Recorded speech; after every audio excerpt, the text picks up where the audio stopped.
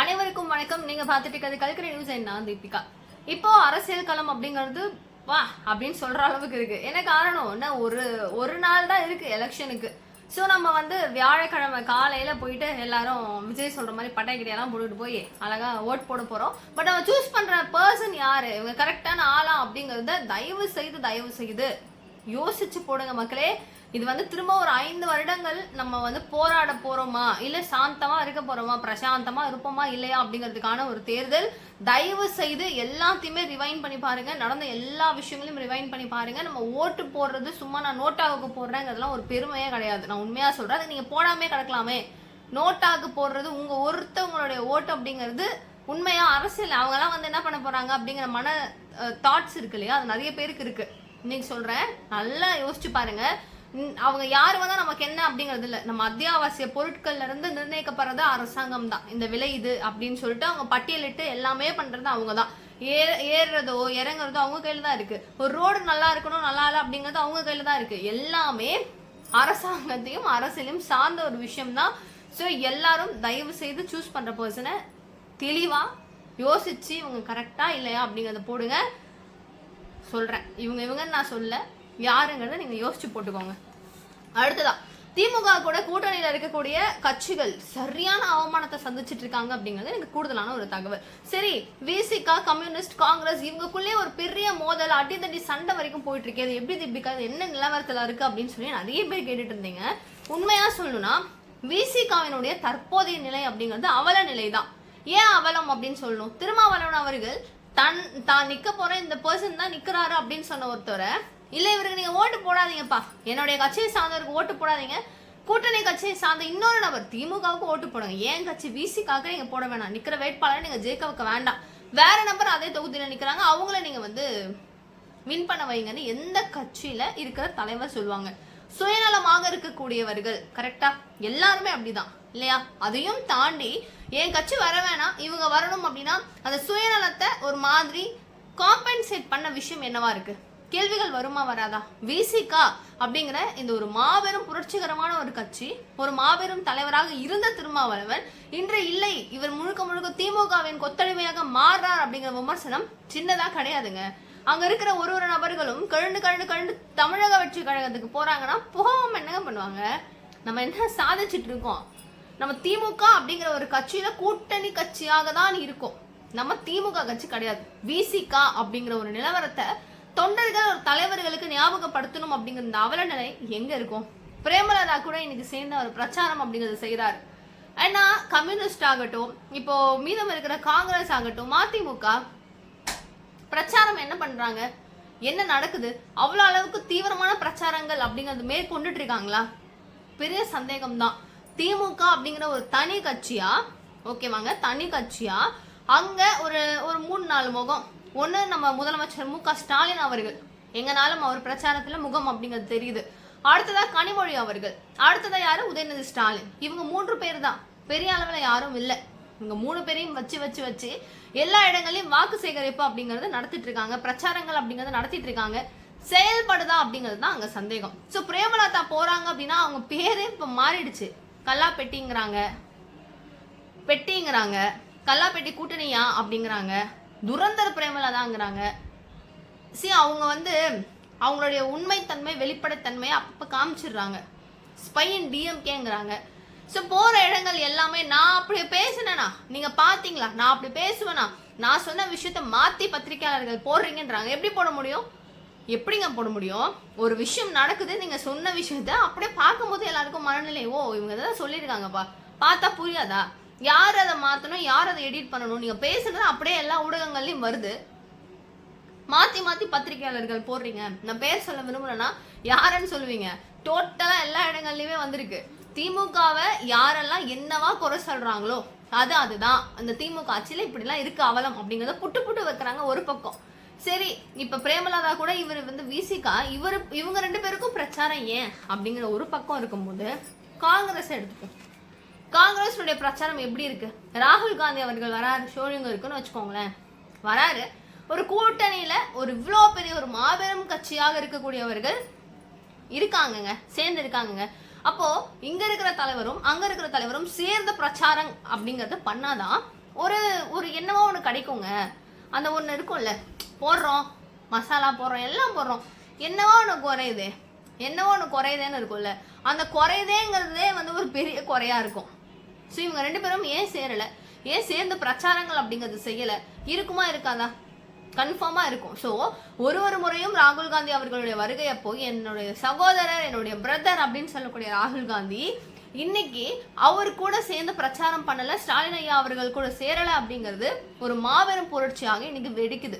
இதை ஒட்டி பூசி மழுப்பி அப்படியே நான் பொம்மையாவே வச்சிருக்கேன் அப்படின்னு சொல்லி ஒரு உடஞ்சி போன கண்ணாடியை ஒட்டி வச்ச கதையா செல்வ பெருந்தகை மட்டும்தான் அங்க நடனம் ஆடிட்டு இருக்காரு. ஆனா அவருடைய கதை அதுக்கும் மேல. ஸோ ரைடுன்னு சொல்லிட்டு வராத ரைட பெரிய அளவில் பேசுற செல்வ பெருந்தகைய இன்னைக்கு பயங்கரமா பேசி கிழிக்கிறாங்க மீடியாஸ். சின்னதாலாம் இல்லை, அவ்வளோ அளவுக்கு விமர்சனங்கள் அப்படிங்கிறது செல்வ பெருந்தகை மேலே இன்னைக்கு வைக்கப்படுது.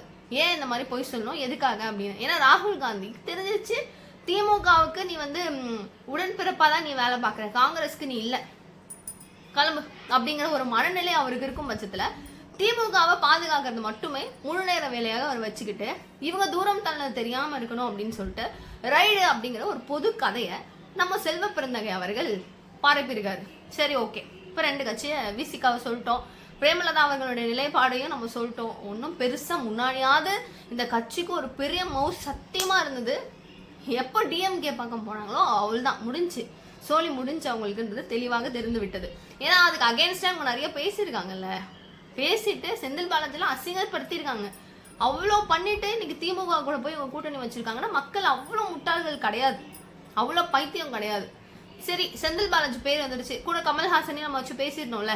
கமல்ஹாசன் செந்தில் பாலாஜி இவங்க 2 பேருடைய சர்ச்சைக்குரிய விஷயங்கள் நம்மளுக்கு தெரியும். இவங்க எப்படி இவங்களை திட்டினாங்க, இவங்க எப்படி இவங்களை திட்டினாங்கன்னு. ஓகேப்பா, சரி, எல்லாரும் சொல்றது அரசியல் அப்படிங்கிறது நிரந்தர எதிரி கிடையாது, நிரந்தர நண்பர்கள் கிடையாது. சரி ஓகே, இட்ஸ் ஓகே, உங்க கதையெல்லாம் நாங்கள் கேட்குறோம் நம்புறோம். ஆனாலும் ஒரு குச்ச நாச்சம் இருக்காதா? அந்த கேரவன் மேலே ஏறி பிரச்சார வாகனத்துல 2 பேரும் வந்து பிரச்சாரம் செய்யறாங்கல்ல, சத்தியமா பார்க்க முடியல. ஐயோ என்ன இது அப்படிங்கிற மாதிரி இருக்கு. அது வந்து ஒரு செயற்கையா இருக்கு, ஒரு இயற்கையா அதை பார்க்கும் போது சூப்பர் அப்படின்னு சொல்லி யாருக்குமே தோணல. எப்படியெல்லாம் பேசிட்டு இவருக்காக பிரச்சாரம் பண்றாரு இவரு அப்படிங்கறது மனநிலை ஏத்துக்க முடியல.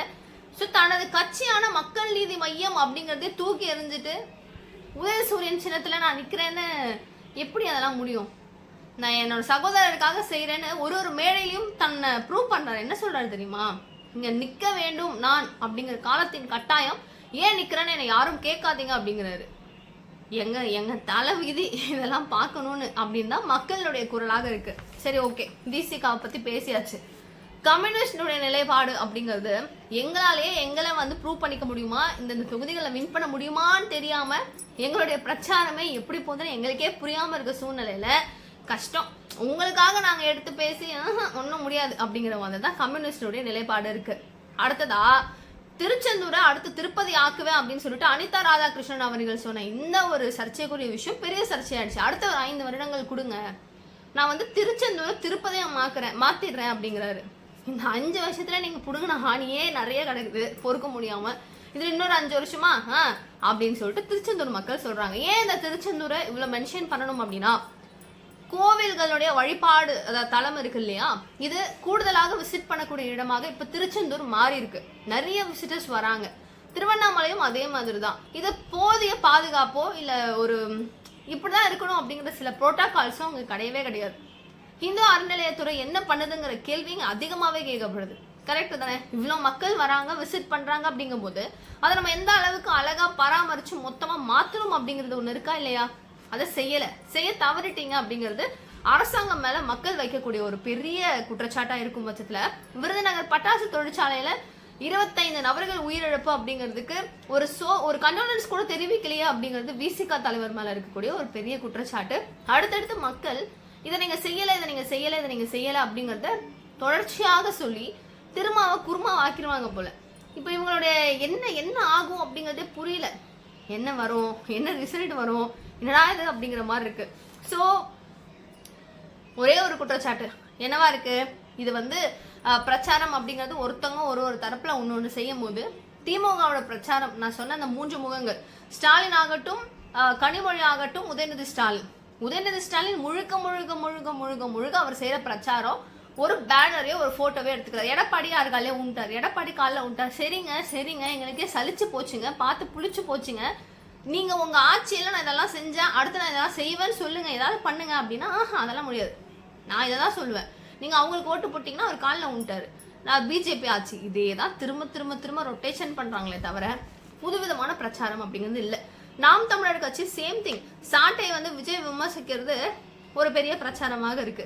நம்ம யாரை விமர்சனிக்கணுமோ அவங்கள விட்டுவிட்டு இவரை விமர்சிச்சு இப்போ என்ன ஒரு பதிலடியாக இருக்கும் அப்படிங்கிறது இந்த எலெக்ஷன் கண்டிப்பாக பதில் சொல்லும்.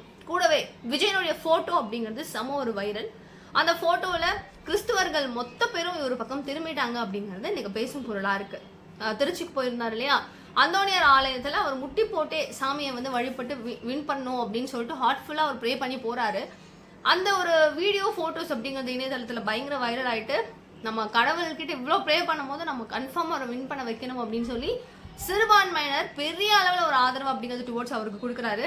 என்னன்னா இப்போ முஸ்லீம்ஸ் தீபிகான்னு கேட்டிங்கன்னா கன்ஃபார்ம் அவங்களும் ஆதரவு அப்படிங்கிறது அதிகமாக தான் கொடுக்குறாங்க. ஏன் சொல்கிறேன்னா, ரொம்ப ரீசெண்டாக இந்த ஒரு இடத்துல வந்து முஸ்லீம்ஸ் இருப்பாங்க இல்லையா, அவங்களோட ஹெட் ஒருத்தர் சொல்கிறாரு, இந்த மாதிரி நீங்கள் வந்து டிஎம்கேக்கு தான் ஓட்டு போடணும் அப்படிங்கிறாங்க.